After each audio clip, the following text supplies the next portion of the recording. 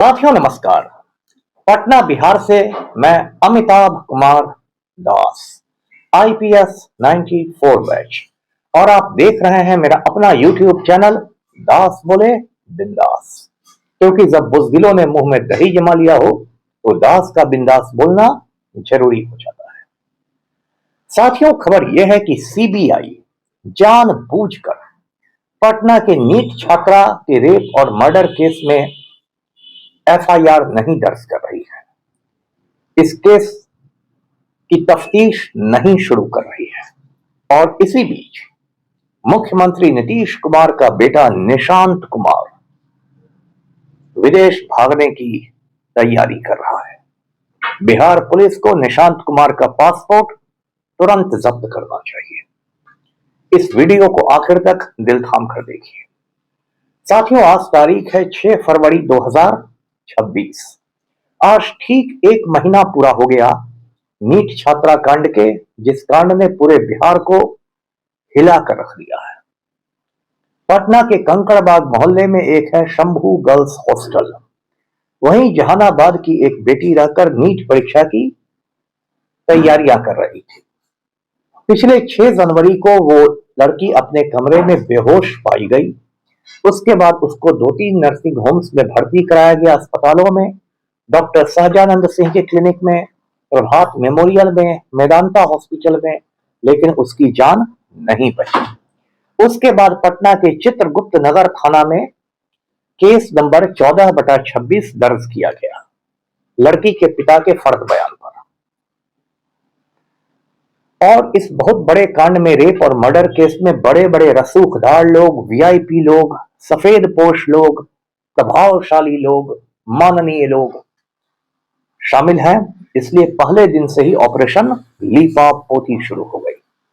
पटना के एएसपी अभिनव कुमार ने कहा कि लड़की ने नींद की गोलियां खाकर आत्महत्या कर ली थी, खुदकुशी कर ली थी, और कोई रेप नहीं हुआ था। पटना के सीनियर एसपी कार्तिकेय शर्मा ने कहा कि लड़की ने सुसाइड किया है, आत्महत्या की है, उसके साथ कोई जोर जबरदस्ती नहीं हुई। पुलिस की लीपापोती की पोल तब खुली जब पीएमसीएच से पोस्टमार्टम रिपोर्ट आई, और पोस्टमार्टम रिपोर्ट में कहा गया कि यौन हिंसा से इनकार नहीं किया जा सकता।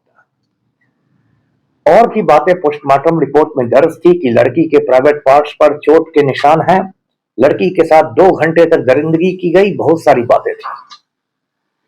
उसके बाद जब पटना पुलिस की फजीहत हुई तो पुलिस मुख्यालय में हेडक्वार्टर्स ने एक एसआईटी बनाया, स्पेशल इन्वेस्टिगेशन टीम, और कहा गया कि पटना के आईजी की निगरानी में वो एसआईटी जांच करेगी।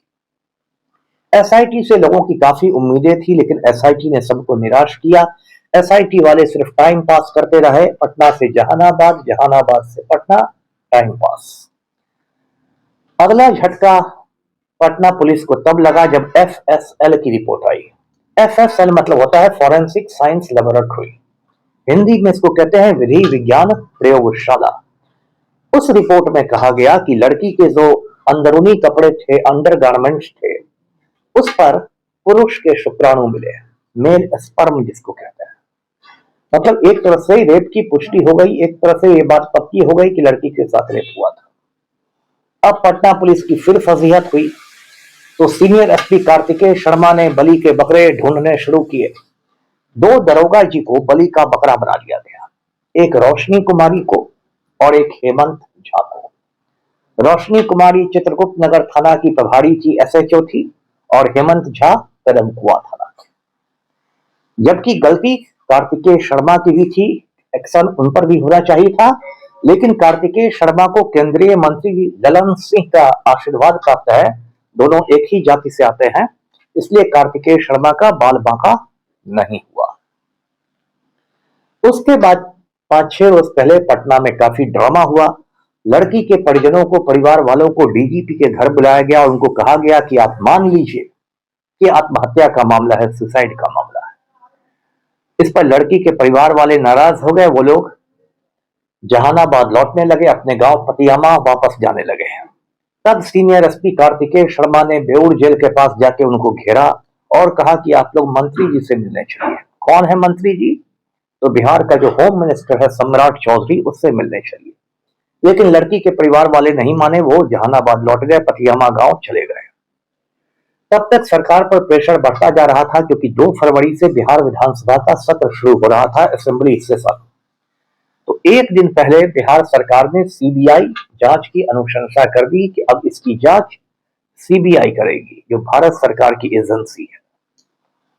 कोई भी केस जब सीबीआई जांच करती है तो उसमें एक फ्रेश एफआईआर, एक नई प्राथमिकी दर्ज होती है। सीबीआई जांच के लिए पहले पत्र जाता है गृह मंत्रालय भारत सरकार को, वहां से पत्र जाता है डीओपीटी को, वहां से पत्र जाता है सीबीआई डायरेक्टर को, और तब सीबीआई केस को लेती है। लेकिन लगभग 1 हफ्ता गुजरने को आ गया, अब तक सीबीआई ने ये केस नहीं लिया है। क्यों नहीं लिया है, वो भी किस्सा सुन ही लीजिए। क्योंकि इस पूरे मामले में शक की जो सुई है वो बिहार के नालायक मुख्यमंत्री नीतीश कुमार के बेटे निशांत कुमार की ओर है।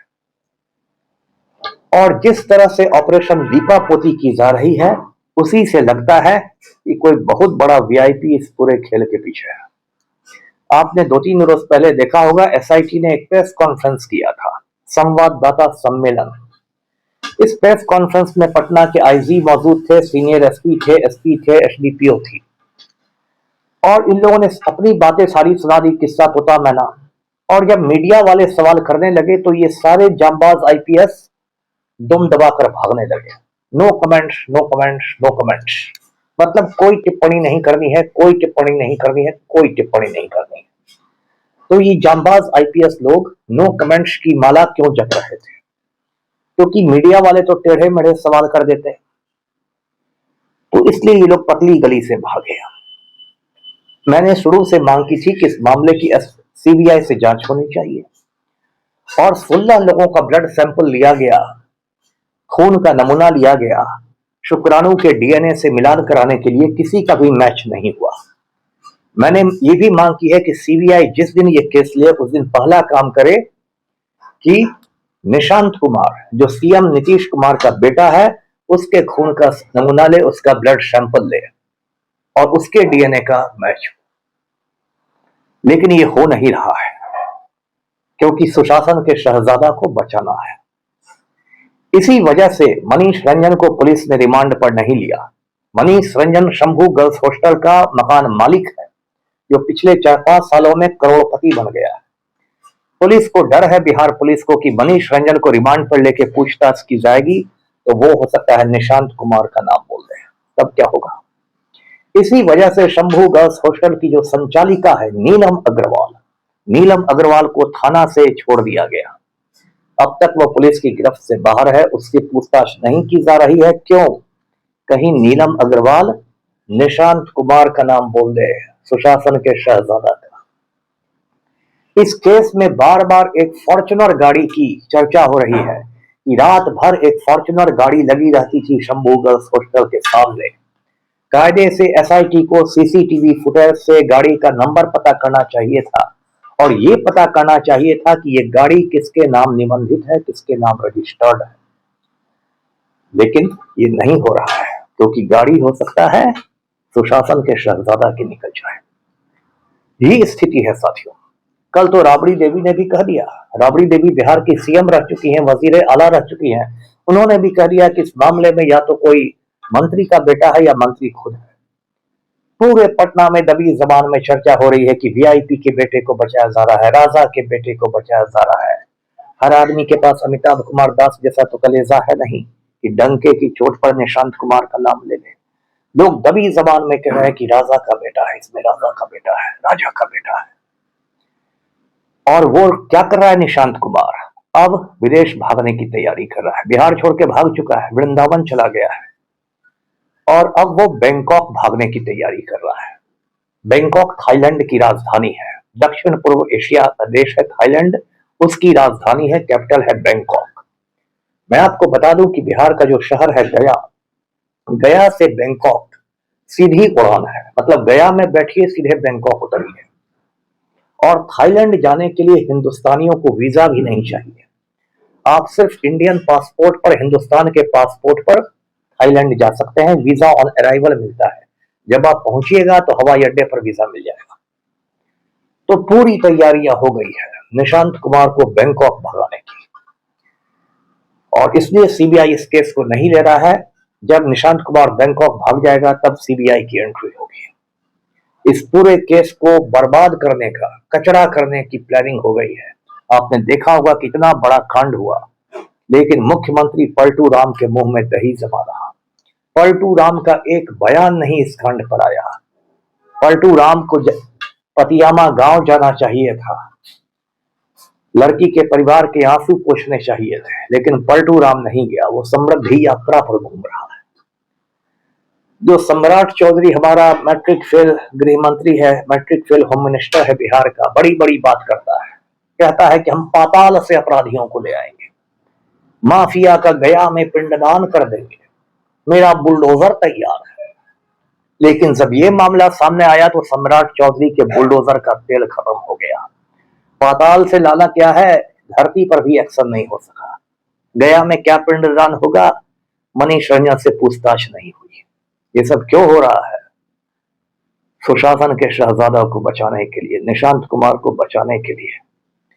जब से मैंने ये बात कही है तब से मुझे लगातार धमकियां मिल रही हैं, लेकिन धमकी देने वालों अमिताभ कुमार दास डरने वाला नहीं है। मेरी हत्या भी हो जाएगी तो मेरा भूत जो होगा ना, माफिया का पीछा करेगा। मैं सर पर कफन बांध चुका हूं। बिहार की इस बेटी को मैं इंसाफ दिलाऊंगा और मुझे कोई नहीं रोक सकता है। तो वीडियो को लाइक कीजिए, शेयर कीजिए, चैनल को सब्सक्राइब कीजिए। धन्यवाद। जय